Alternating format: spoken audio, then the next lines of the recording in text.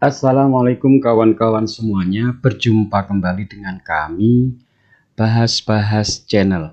Pada kesempatan kali ini, berdasarkan informasi yang berasal dari kawan-kawan Angkatan 2026 yang telah mengikuti SNBT, ada soal grammar. Maka pada kesempatan kali ini, kami membawakan pembahasan dan trik-triknya bagaimana cara mengerjakan soal grammar.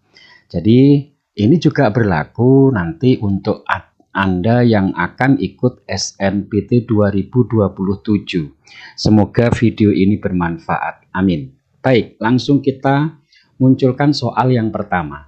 Kawan-kawan, soal ini pernah muncul di tes masuk ujian PTN.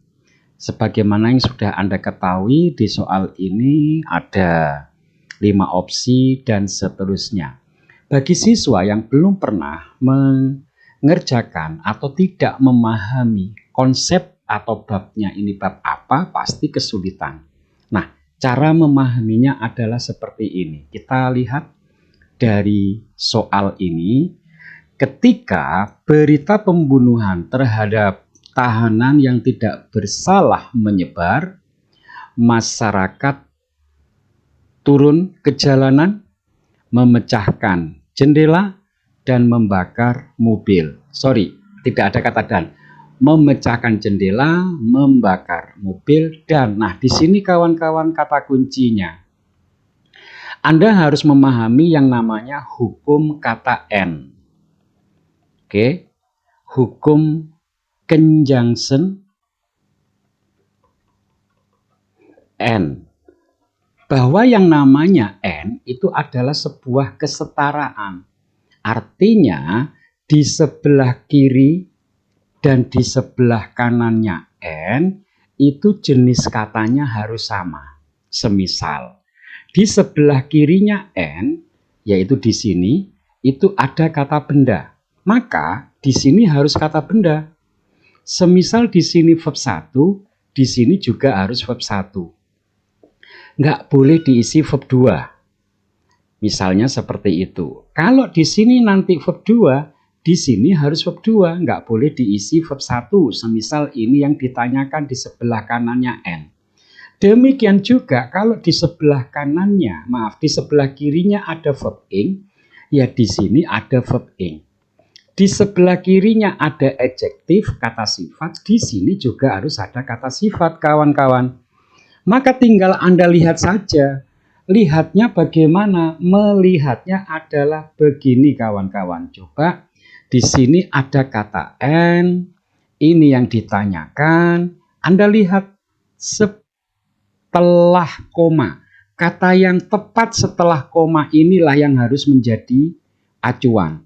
Di sini juga nanti ada, misalkan di sini ada koma. Kata tepat setelah koma. Setelah koma inilah yang menjadi acuan. Oke, semisal di sini nanti adalah verb ing, di sini adalah verb ing, di sini juga harus verb ing. Kita cek lihat di sini ada koma, kawan-kawan. Nah, ini dia saya lingkari, ada verb ing. Di setelah koma ini ada verb ing. Berarti di sini ya silahkan Anda cari verb ing. Maka jawaban A salah karena bukan verb ing. Jawaban B salah karena bukan verb ing. Yang ini yang dilihat tepat setelah option A, B, C, D-nya. Berarti ini mungkin jawaban benar. Ini adalah salah. Ini adalah salah. Ya sudah selesai. Berarti tepat setelah option yang kita lihat. Meskipun ini ada ing, tetapi ini salah. Karena apa? Karena yang ada di soal ini tepat setelah koma ing. Tepat setelah koma ing. Berarti jawabannya cari yang pakai ing setelah option. Maka jawaban yang benar adalah C. Kawan-kawan, nama babnya ini adalah paralelisme. Nah, silahkan kalau Anda ingin belajar lebih, silahkan nanti googling cari materi ini. Demikian kawan-kawan. untuk soal nomor 1. Jadi cukup dilihat tepat setelah koma bagian kirinya N. Tepat setelah koma ini kata apa? Tepat setelah koma ini kata apa? Ya sudah, kata-kata itu di sini harus sama. Oke, kita lanjutkan. Semoga itu membawa manfaat. Di soal nomor berikutnya ini, kawan-kawan, ada soal seperti ini. Nah, kalau siswa tidak pernah memahami kata kunci di soal ini, ya agak ribet. Coba kita lihat. Many, di sini maksudnya many people. People-nya dihilangkan, kawan-kawan, dan itu boleh. Many people in Sidoarjo are looking forward to. Ini adalah kata kunci. Ini artinya menanti-nanti. Berarti menantinya dengan sangat. Menanti-nanti titik-titik solusi bagus terhadap masalah lumpur. Nah, kawan-kawan, ketika Anda menemukan soal ini, Anda harus paham yang namanya materi gerund. Gerund itu adalah kata kerja berbentuk verb ing, bertuliskan verb ing, tapi dia berfungsi sebagai kata benda. Saya ulang lagi. Kata kerja ini nanti tulisannya verb ing, tapi dia difungsikan sebagai kata benda. Itu namanya gerund. Nah, gerund itu ada banyak. Salah satu ciri, salah satu sebab Anda menulis gerund, yaitu verb ing, saya kasih atau verb ing adalah karena ada, nah saya singkat dulu tulisannya biar mudah dihafal, karena ada ucul. Nah ini dia, saya singkat. Apa U-nya? U-nya yaitu setelah ada kata kerja used to, ada confess to, mengakui. Kalau ini artinya terbiasa ya, yang used to itu artinya terbiasa, confess to mengakui, object to. Jadi mengandung to belakangnya. Terus look forward to. Nah, setelah ada tulisan ucul, yaitu used to, confess to, object to, look forward to, kok ada? Nah, ini jika ada verb di belakangnya, maka verb yang ada di belakangnya tulisan ucul ini harus Anda tulis dalam bentuk gerund, yaitu dalam bentuk verb ing. Itu namanya gerund. Gara-gara ada tulisan ini, tulisan kata kerja di belakangnya harus pakai verb ing atau gerund. Nah, ini kata kuncinya. Anda harus tahu bahwa ini bagian dari ucul. Dari ucul, ya yang L ini. Maka kok di sini ditanya harus diisi apa? Ya lihat saja kata kerja yang ada di sini. Cari yang ing. Yang ada tulisan ing-nya. Ini salah, ini salah, ini salah. Nah, ada dua. Kawan-kawan, kalau nanti diisi verb ing, ini harus diterjemahkan aktif, yaitu me atau ber. Tapi kalau nanti boleh diisi being, boleh. Tapi kalau being ini nanti diterjemahkan di atau ter. Dengan kata lain, ini diterjemahkan aktif, ini diterjemahkan pasif. Begitu kawan-kawan. Maka jawabannya yang mana? Ya harus diterjemahkan. Diterjemahkan. Yuk, banyak orang-orang di Sidoarjo menanti-nanti. Oke. Ini yang B, ini artinya menyaksikan. Ya, menyaksikan atau disaksikan. Di sini nanti artinya adalah menyaksikan. Kalau nanti diterjemahkan pakai being, itu disaksikan. Silahkan Anda timbang-timbang. Coba logika kalimat yang ada di lingkaran ini itu apa? Kita ulang lagi. Banyak orang di Sidoarjo menanti-nanti menyaksikan solusi yang bagus atau disaksikan solusi bagus. Tidak nyambung kalau kita pakai yang ini. Maka jawaban yang benar adalah yang B. Meskipun yang C juga jeren tapi salah dari sisi makna. Itu salah satu ciri-ciri jeren. Jeren banyak sekali. Di antaranya kalau ada preposisi on, in, dan seterusnya. Kok di sini diikuti verb? Ya, verbnya ini harus ditulis pakai verb ing. Contohnya keep on. Nah, ini preposisi keep on. Misalnya Anda bilang loving me. Nah, Anda nggak boleh nulis love. Anda harus menambahkan ing gara-gara ada preposisi. Itu salah duanya di antara jeren. Kita cek berikutnya. Nah, ini dia. Have you offered? Sudahkah Anda menawarkan tamu Anda sesuatu untuk diminum? Dia bilang, ya, saya sudah. Ini ada dua orang kawan-kawan aslinya, ada X sama ada Y. Tapi untuk masuk PTN tidak ditulis X sama Y-nya. Tidak dikasih nama orang, cuma dikasih tanda petik gitu saja. Berarti itu dua orang. Terus yang orang kedua bilang, ya saya sudah. Saya telah meminta, menawari. Oke, dia. Terus di sini diisi apa? Ini artinya Anda sudah tahu semuanya. Ya. Ini adalah apa?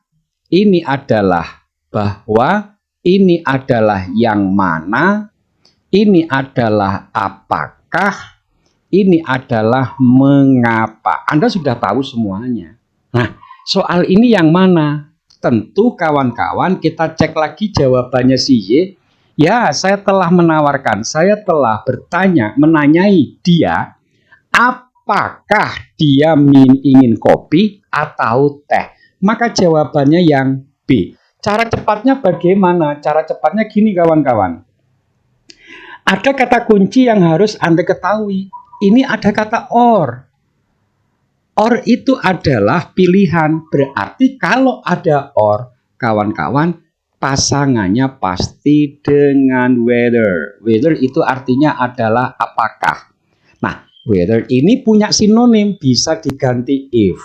If artinya apakah, bukan jika. Maka sangat jelas karena sudah ada kata kunci or, maka jawabannya adalah yang D, yaitu whether.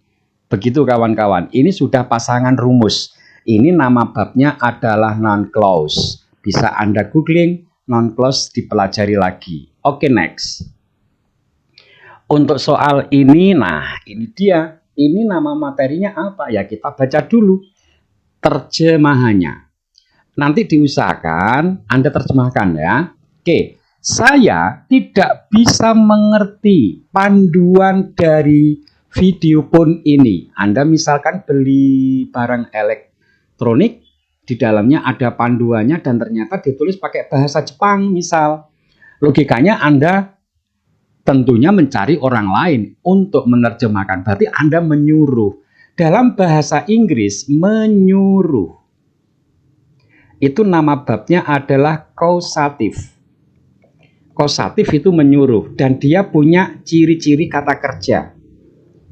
Kata kerjanya pun kata kerja yang tertentu. Kata kerjanya apa saja? Kata kerjanya yaitu let, make, have. Nah, ini dia. Oke, let, make, have. Let, make, have itu biar tidak sulit, saya singkat. Saya ambil dua huruf pertama dari sini, saya pakai le. Saya ambil dari dua huruf pertama pakai ma. Saya ambil huruf pertamanya saja, saya singkat lemah. Karena ini adalah verb, berarti dia bisa menjadi predikat. Maka saya masukkan rumus. Rumusnya mudah, yaitu subjek plus lemah. Nah, lemah ini kan predikat. Nanti ini disebut predikat. Kalau ini S, ini P, berarti di sini objek. Nah, ini kawan-kawan. Kawan-kawan semuanya, ketika Anda bertemu dengan tulisan ini kan di kamus artinya adalah let membiarkan, make membuat, have mempunyai. Tapi kalau masuk rumus ini, semuanya diterjemahkan menyuruh. Gitu ya, itu pesan titip info untuk Anda. Nah, setelah objek kawan-kawan, baru di sini fokus. Objeknya itu ada dua macam. Yang pertama, objek aktif. Kalau objek aktif cenderung dilakukan oleh manusia atau orang. Di sini objeknya objek pasif. Pasif itu cenderung dilakukan oleh kata benda mati. Nah, ujian Anda di sini sejatinya, kalau boleh dinarasikan begini, hei siswa, di sini ada predikat lemah. Objeknya adalah objek orang. Hayo, isinya apa? Isinya verb. Di sini pasti isinya verb, kata kerja.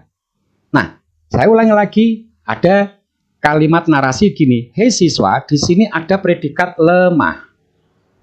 Objeknya adalah objek orang atau objek aktif.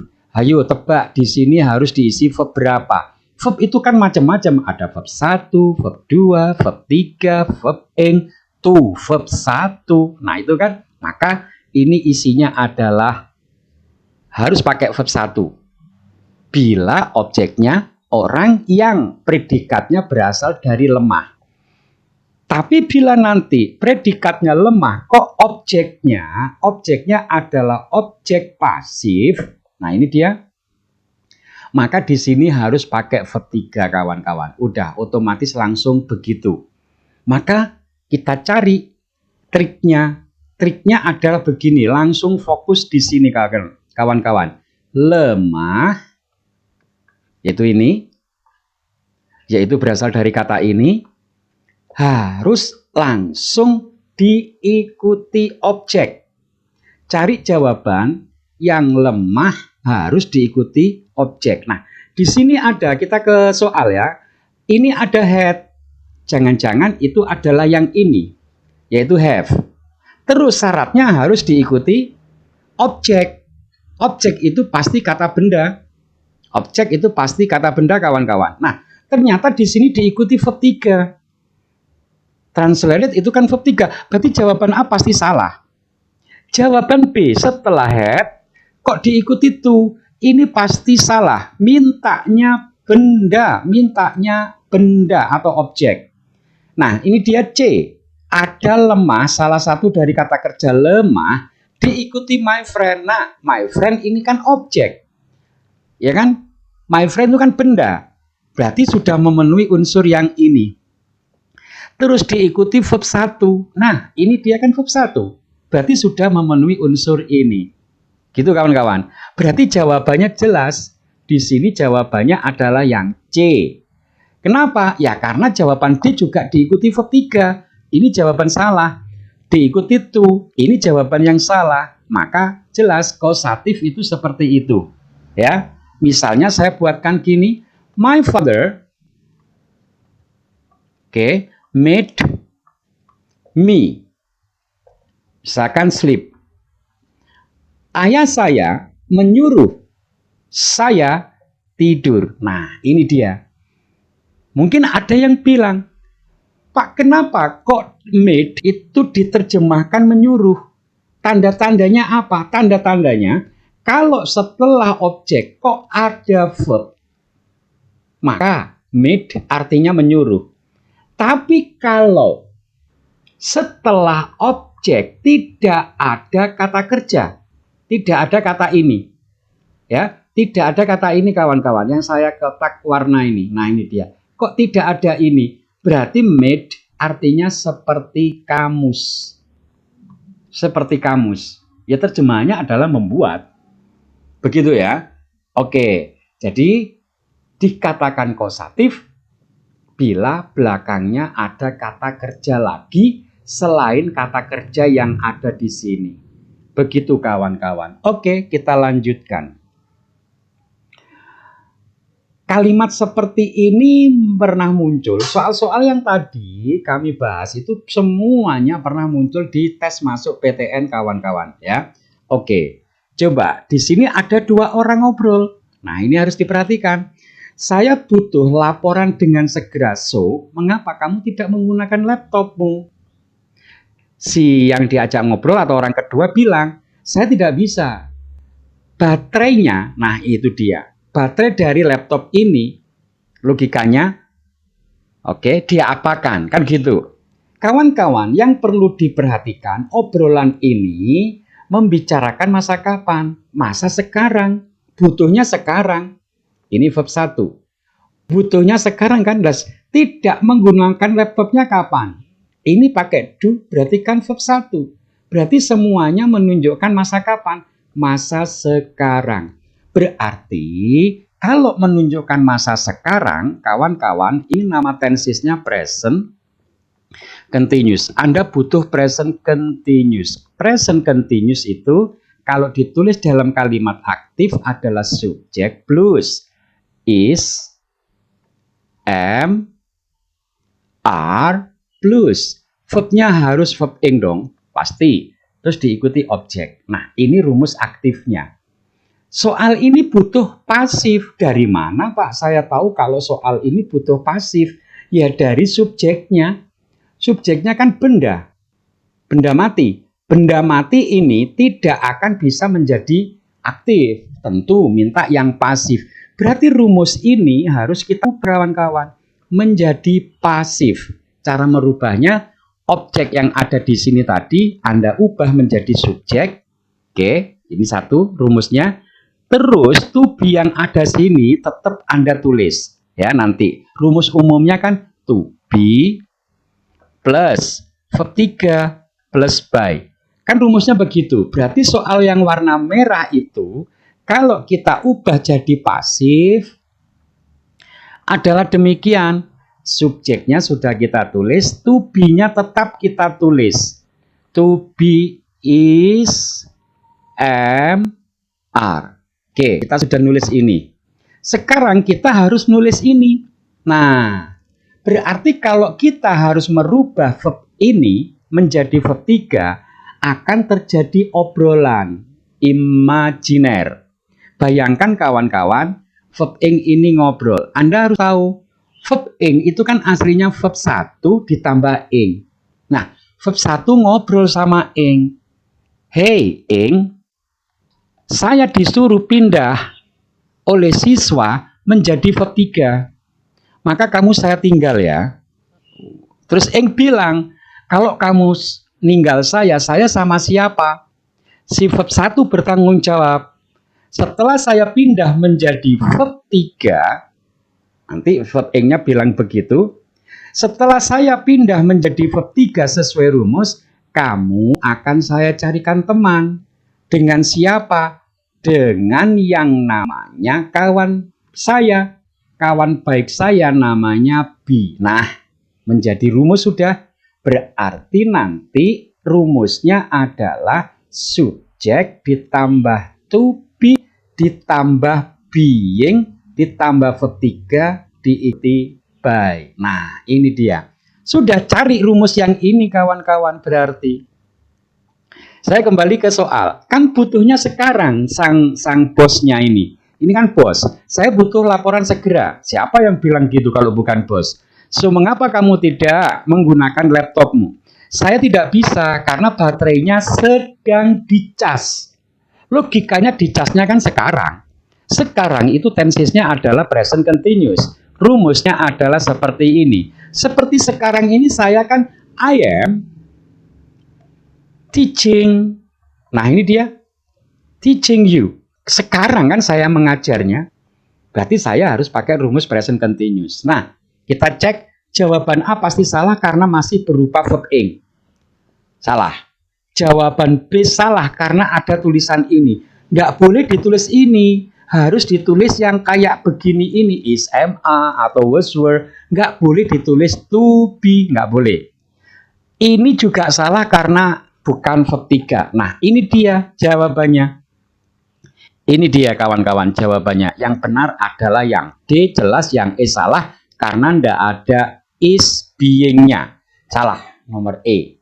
Oke, jadi jawabannya adalah yang D. Itu namanya adalah bab passive voice dalam tenses present continuous. Oke. Next kita lanjutkan. All new students at this university are required. Semua siswa-siswa mahasiswa di kampus ini diminta. Diminta itu Anda harus tahu jenis verbnya. Jenis verbnya namanya adalah verb yang mengandung maksud. Kalau ada kata kerja yang mengandung maksud, kok di sini ada kata kerja lagi? Maka kawan-kawan, setiap ada verb maksud kok diikuti kata kerja lagi. Nah ini dia, ini kan kata kerja. Terus ABCD-nya kan berupa kata kerja. Maka Anda wajib menulisnya pakai to, verb 1. To, verb 1. Maka jawabannya adalah yang E.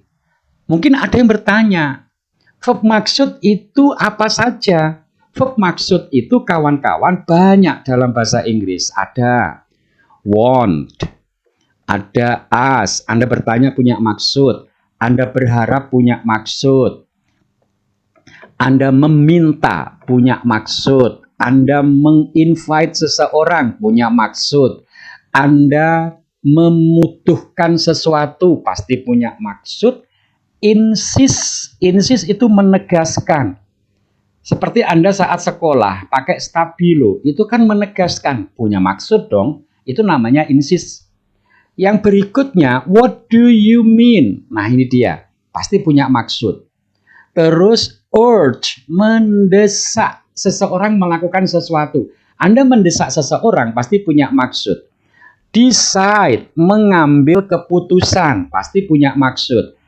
Di sini ada kata advice. Orang tua Anda menasihati Anda pasti punya maksud. Di sini ada kata promise. Anda pasti punya maksud berjanji.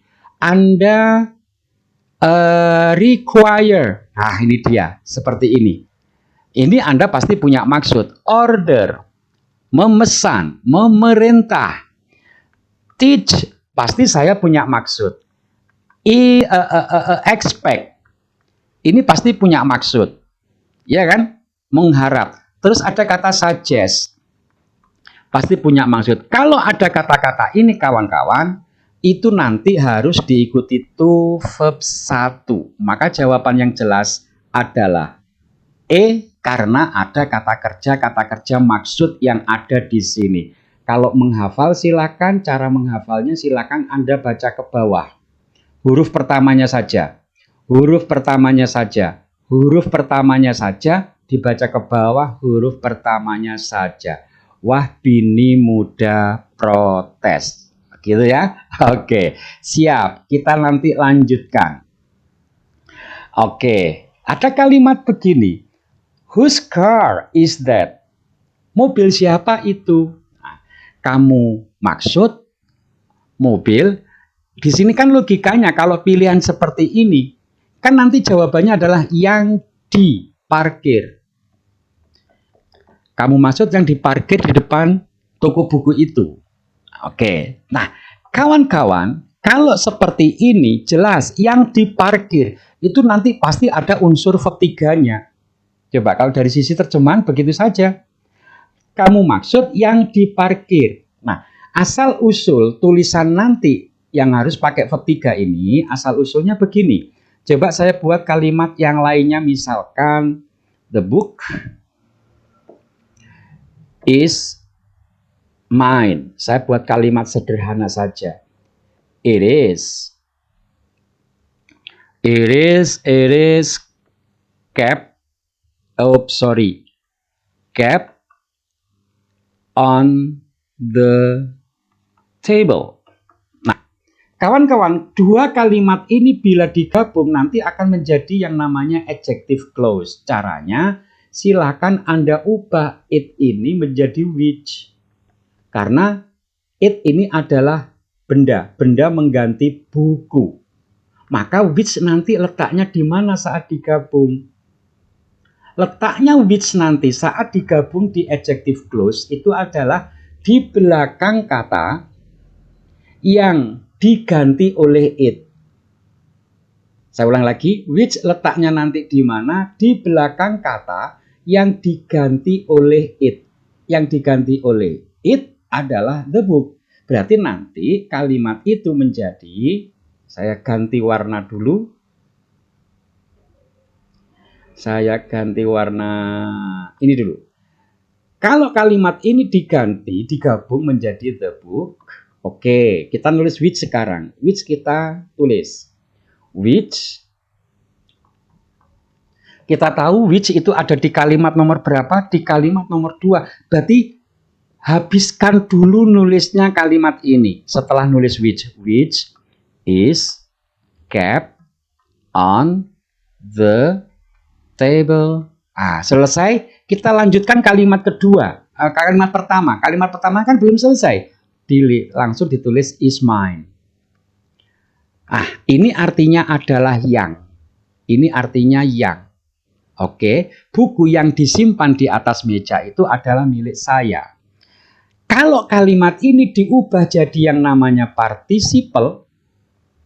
Participle itu hanya beda tulisan. Tapi maknanya sama dengan adjective clause, yaitu sama-sama nanti mengandung ini.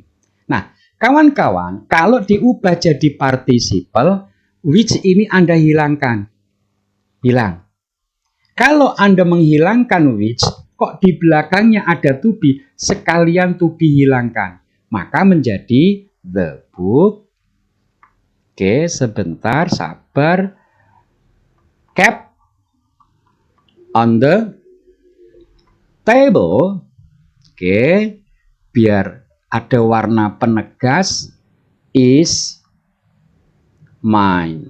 Nah, kawan-kawan yang di atas yang masih mengandung which, ini namanya adjective clause. Yang tidak ada which-nya, itu namanya participle. Kalau is-nya hilang, to be-nya hilang, di sini juga harus hilang. Nah, Anda tahu kan, ini namanya adalah to be. Kalau ada to be, kok diikuti kata kerja seperti ini? Ini adalah verb 3. Hukumnya hukum pasif seperti yang tadi kita pelajari. Ini kan pasif.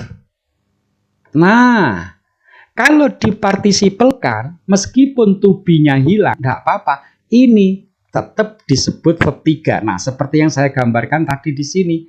Asal-usulnya dari situ. Berarti kawan-kawan, kalau diterjemahkan buku yang disimpan tetap meskipun ininya hilang tetap diterjemahkan pakai yang di. Itu kawan-kawan, tetap nerjemahnya begitu. Maka jawaban yang benar adalah yang D. Aslinya kalimat ini adalah you mean the one which. Nah, aslinya begini. Is park. Anda boleh menghilangkan ini, Anda harus menghilangkan ini. Kalau which hilang, to be juga harus hilang, tersisa verb 3-nya. Nah, aslinya adalah park. Aslinya ini adalah namanya to be, ini adalah namanya verb 3. Demikian kawan-kawan untuk soal yang tadi. Sekarang kita mengerjakan soal yang lainnya. Di dalam bahasa Inggris ada namanya reduced adverbial clause. Singkatnya seperti apa sih Pak? Singkatnya begini nak. Ada conjunction diikuti subjek, diikuti verb, diikuti objek, terus ada lagi subjek, diikuti verb, diikuti objek. Berarti verb yang ada di sini adalah predikat, verb yang ada di sini adalah predikat. Nah, reduce itu artinya apa? Reduce itu mengurangi atau menghilangkan. Apa yang dihilangkan? Yang dihilangkan adalah subjek yang ada conjunction-nya. Loh, kenapa kok dihilangkan? Adakah syaratnya? Ada. Bila subjek yang ada di kalimat, ini namanya anak kalimat, dan subjek yang ada di induk kalimat orangnya sama. Orangnya sama. Berarti ini boleh Anda hilangkan yang ada conjunction ini. Contoh, before Susie went to school, she washed the plates. Membantu mencuci piring. Nah, kawan-kawan, siapa ini yang mencuci piring? Ya, yang dibicarakan di sini. Berarti ini namanya sama. Berarti kalau ini Anda hilangkan, kawan-kawan, when ini harus diubah menjadi verb ing. Harus menjadi going. Yang bisa ditambah ing itu kan verb 1. Berarti ini diubah jadi verb 1. Harus going. Nah, ini ditulis before going to school, she washed the plate. Ini adalah perubahan yang disebut reduce.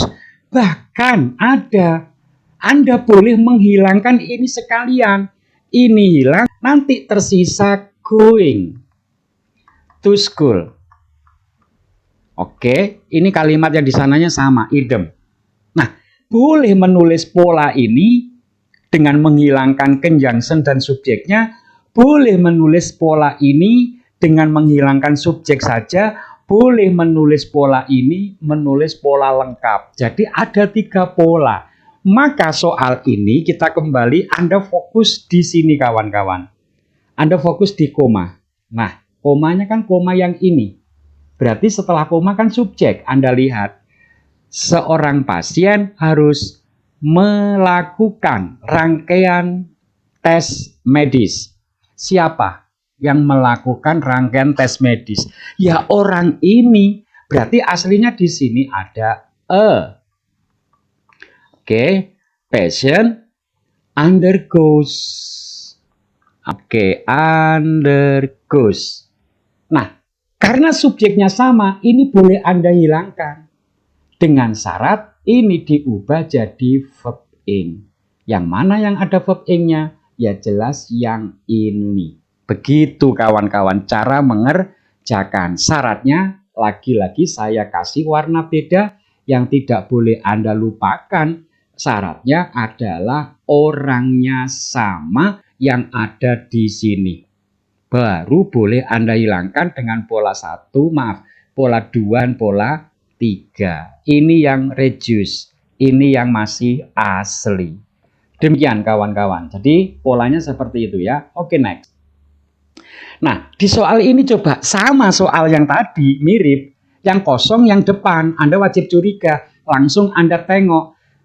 Ada subjek I. Saya merasa cocok, sesuai untuk melamar pekerjaan itu. Nah, di sini Anda harus tahu siapa di sini. Aslinya apa? Aslinya adalah ya juga subjek I. Maka ketika Anda hilangkan orang ini di sini, ya otomatis Anda harus mencari langsung verb ing, udah gitu saja. Maka jawabannya yang benar adalah yang B. Aslinya adalah after. After I had worked for 5 years. Oke, saya nggak tulis semua. Nah, ini bentuk pertama. Bentuk yang kedua itu adalah after. Ini hilang. Ini harus dirubah menjadi having worked. Ini bentuk yang kedua. Ini saya idem. Aslinya adalah ini. Tapi juga boleh ditulis pola yang ketiga. Ini hilang. Ini hilang. Nah, aslinya akhirnya menjadi seperti ini. Ini aslinya, ini reduce yang pertama, ini reduce yang kedua. Jawabannya adalah yang B, kawan-kawan. Dan ini soal yang terakhir. Coba Anda perhatikan. Impressed by, caranya gini. Siapa yang terima kasih, jangan lupa subscribe channel kami. Saya akhiri, wassalamualaikum warahmatullahi wabarakatuh. Bye-bye.